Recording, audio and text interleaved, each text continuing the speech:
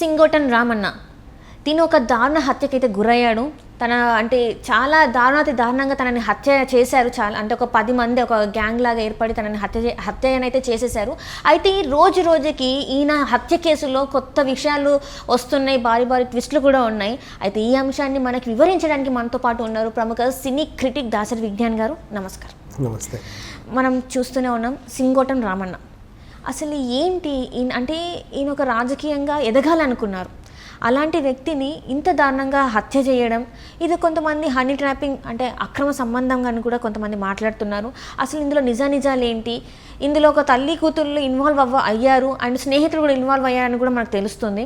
అసలు నిజానికి జరిగిన కథ ఏంటి అసలు ఈయన విషయంలో? వీళ్ళని అరెస్ట్ చేసి రిమాండ్కి తరలించారు. అయితే వీళ్ళ ఇన్వెస్టిగేషన్లో భాగంగా ఇంకా రోజు అంటే వీళ్ళు ఇన్వెస్టిగేట్ చేస్తున్న కొద్దీ కొత్త నిజాలన్నీ బయటపడుతున్నాయి. అంటే మామూలుగా లేదు వీళ్ళ చరిత్ర. 1, 2 అంటే అనుకోవచ్చు, కానీ మామూలుగా లేదు.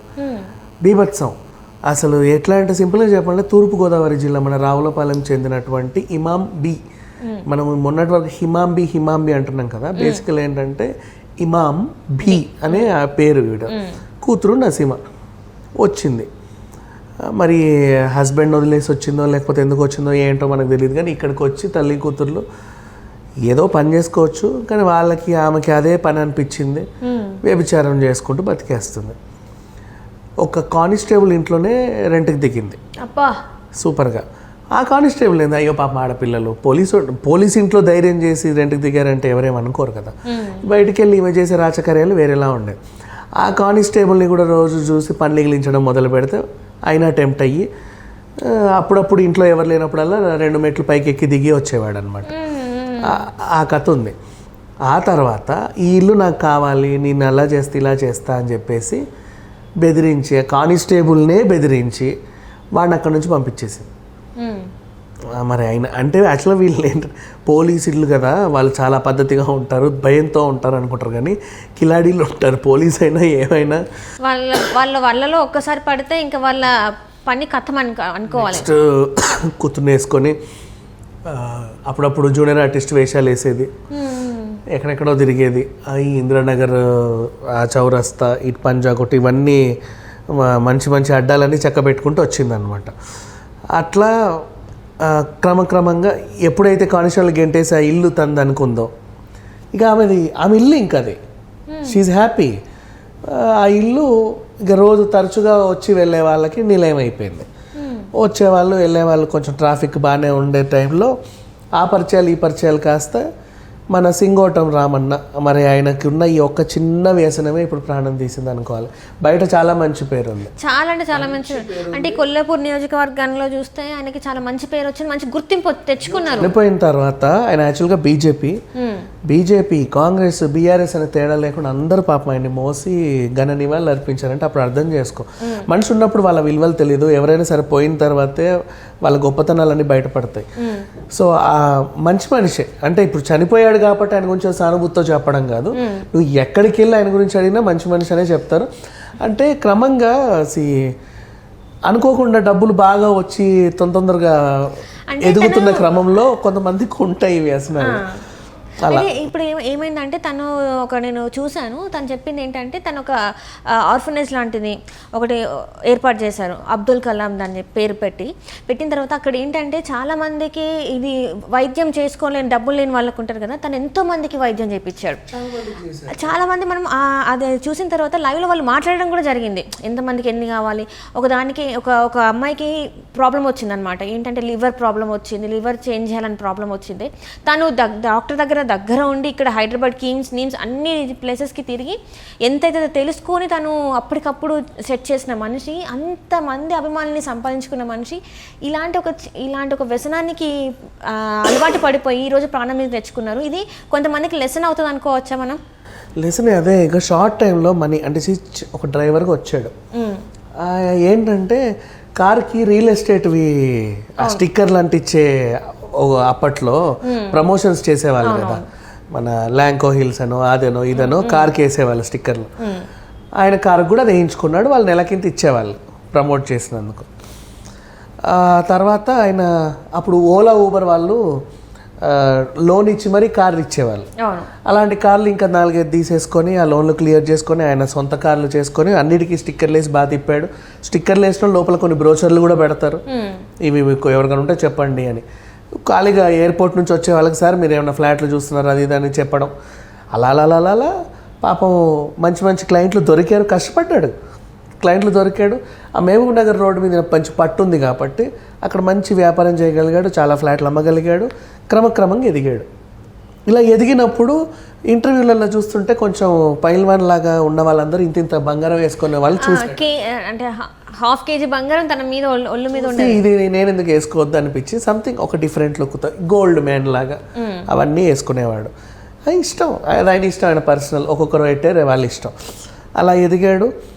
అండ్ మధ్యలో డ్రైవర్గా ఉన్న టైంలో జువా అని ఒక ఆన్లైన్ గేమ్ ఆడేవాడు. దాంట్లో ఏంటంటే ఇప్పుడు పేకట్లానే ఇద్దరం కలిసి లూడో కింగ్ ఆడినట్టుగా డబ్బులకి ఆడుకునే వాళ్ళు. గెలిచాడు అన్నీ మంచిగా, దాంట్లో కొంచెం తీరుతెన్నులు బాగా తెలిసి నాకు. అవతలోడు అదే పనికి ఓడిపోయాడు. ఓడిపోయి నువ్వు ఏదో తొండి చేస్తున్నావు, లేకపోతే అన్ని గేమ్లు ఎట్లా గెలుస్తావు చెప్పు, నువ్వేదో యాప్ సెట్టింగ్లు చేసుకోవడం, అది చేసి ఇది చేసావని వాడు మీదికి దిగడం. ఒరే నీకు ఆట చేత కాకపోతే ఆడకు అని నన్ను ఇట్లా అనకని వీడు ఇలా గొడవ అయ్యి అప్పుడెప్పుడో కొంచెం వార్నింగ్లు ఇచ్చుకొని కొట్టుకునే స్థాయికి వెళ్ళారు. అది గతం. ఇప్పుడు ఈయన ఎదిగాడు, అతను అలాగే ఉన్నాడు, ఈయన ఎదిగాడు. ఈ ఎదిగిన క్రమంలో ఆ పరిచయాలు ఈ పరిచయాలతో పాటు ఈ ఇమాంబి పరిచయం కూడా అయ్యింది. ఇమామి పరిచయం అయ్యింది. ఆమె కూతుర్ని ఎరేసి అతని దగ్గరున్నదంతా దోచుకుందాం, ఇన్నేళ్ళు ఇంతమందిని దోచుకున్నాము, ఈడెంత మనకి అనేలాగా.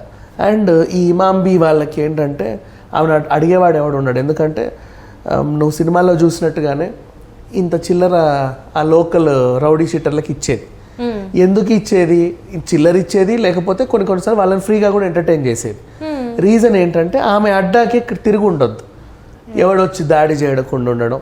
ఇప్పుడు ఫర్ ఎగ్జాంపుల్ గంగూబాయి కతియావాడలో వాడు ఎవడో వచ్చి ఇలా కోస్తే లోకల్లో ఉన్న అన్న వచ్చి కాపాడినట్టుగా ఈమెకు కూడా లోకల్ లీడర్స్తో కొంచెం ఆ పరిచయం పెట్టుకుంది.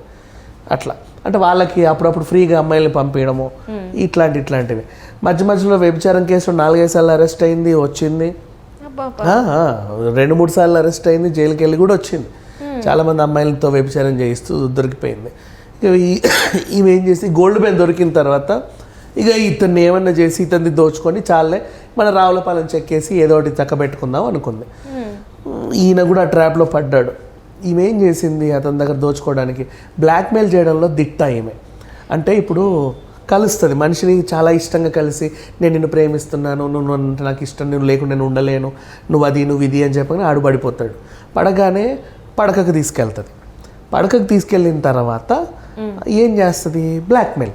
అంటే నెక్స్ట్ డే నువ్వు నాకు అట్లా చేస్తున్నావు, ఇట్లా చేస్తున్నావు, నువ్వు అది చేసి నీకు నాకు అది లేదు, ఇది లేదు, నేను పోలీస్ స్టేషన్కి నువ్వు నన్ను రేప్ చేసావని చెప్పేస్తా, నువ్వు నీ కెరీర్ ఏమైతే నువ్వు చూసుకొని నాకు సంబంధం లేదు, నేను మీద కేసు పెడతా, తిరగని ఎందుకు వచ్చిన గొడవ, దీంతో 3 లక్షలు ఏదో ఇచ్చేద్దాం, ఓ సావు అని వాళ్ళు కూడా ఇచ్చేవాళ్ళు. అట్లా ఇలాంటి బ్లాక్మెయిల్స్ చేయడంలో చాలా దిట్టయ్యి అమ్మాయి. అట్లా కానిస్టేబుల్ని ఇంటే నేను తీసుకున్న దాన్ని ఆఫ్టర్ ఆల్ గోల్డ్ మ్యాన్ ఎంత అనుకుంది, అదరికా వ్యసనం ఉండడం ప్లస్ అనుకుంది. సో తనని ఏం చేసింది, ఆ లోకల్ రౌడీ షీటర్ దగ్గరికి వెళ్ళి, అన్న నీకు నా సంగతి తెలుసు కదా, నేనంటే ఏదోలా బతికేస్తున్నా, కూతుర్ని చదివించి పెద్దదాన్ని ఏదో గొప్పదాన్ని చేయాలనుకున్నా, వాడు నన్ను వాడుకున్నాడు, ఓకే, ఇప్పుడు నా కూతురు మీద వాడికి కన్నేసాడన్నా, నన్ను వాడుకుంటే అది కూడా వాడి కూతురు లాంటిదే కదా, మరీ అంత నీచానికి ఎలా దిగజారుతాడు అనగానే ఈ రౌడీ షీటర్లో కూడా మానవత్వం వస్తుంది. అవును కదా, తప్పు కదా వాడు చేసేది, ఉండు వాడి సంగతి చేద్దాం. ఇంతకీ ఎవడు వాడు అనుకుంటే, గతంలో ఆ జువ్వా బెట్టి ఓడిపోయినోడికి వీడికి ఫ్రెండ్షిప్ ఉంది. చెప్పాడు ఫోన్ చేసి, ఒరే నాకు వీడు దొరికాడు ఒక ట్రాప్లో, ఇలా అయిందంటే ఆడిని నరికేద్దాం, చంపేద్దాం అంటే వాడు షార్ట్ టైంలో బాగా ఎదిగాడు కదా, చంపేద్దాం నరికేద్దాం అని వాళ్ళు అనుకున్నారు. ఈ ఇమాంబికి కూడా పగ ఉంది, ఏదో ఒకటి చేసి అయింది అన్ని దోచుకుందామని ఓ మంచి పథకం ప్రకారం ప్లాన్ వేసుకున్నారు. మన సడన్గా ఇప్పుడు నువ్వు ఇక్కడ ఉన్నావు, సడన్గా టపాకాయలు కాలిస్తే పైన టపా అంటే అందరు ఇట్లా చూస్తారు కదా, అలా చూసి ఆనందపడి ఎందుకు కాల్చారా అని మళ్ళీ కింద తీసి అడిచాము. చాలా ఈజీ అంటే టపాకాయలు కాల్చారు చుట్టుపక్కల, ఆ సౌండ్స్కి అందరూ ఏదో టపాకాయలు ఎందుకో కాల్చుకున్నారులే అనుకున్నారు. చూస్తే శవం విచక్షణారహితంగా పిచ్చి పిచ్చి పాటలన్నీ కోసేసి రక్తం మడలైన ఉండగా ఆయన బామ్మర్దికి ఫోన్ చేసి ధైర్యంగా ఇదో మీ బావ శవం పట్టుకెళ్ళరు గర్వంగా. అంటే లోకల్ రౌడీలు జిలానీ అనే ఒక ఆయనతో ఒప్పందం పెట్టుకున్నారు. అతను కూడా ఇతను మర్డర్లు చేయడంలో దిట్ట అనమాట. 4-5 సార్లు జైలుకి వెళ్ళి వచ్చాడు. మోస్ట్ వాంటెడ్ లిస్ట్లో ఉన్నాడు పోలీసులకు కూడా. అతన్ని తింపి కొంచెం ఇలాంటి ప్లాన్లు వేసి ఈమె సరేరా నువ్వు అనుకున్నట్టే చేద్దాం, జాగ్రత్తగా చూసుకో నా కూతుర్ని, నీ చేతుల్లో పెడుతున్నా, నువ్వేం చేస్తావో నీ ఇష్టం, ఆ పిల్ల చాలా సెన్సిటివ్ అది ఇదని ఏదో చెప్పి దా అని పిలవగానే మందు బాటిల్ పట్టుకొని వచ్చాడు పాపం నమ్మేసి. ఆ రోజు ప్రాణం పోతుందని తెలియదు ఆయనకి.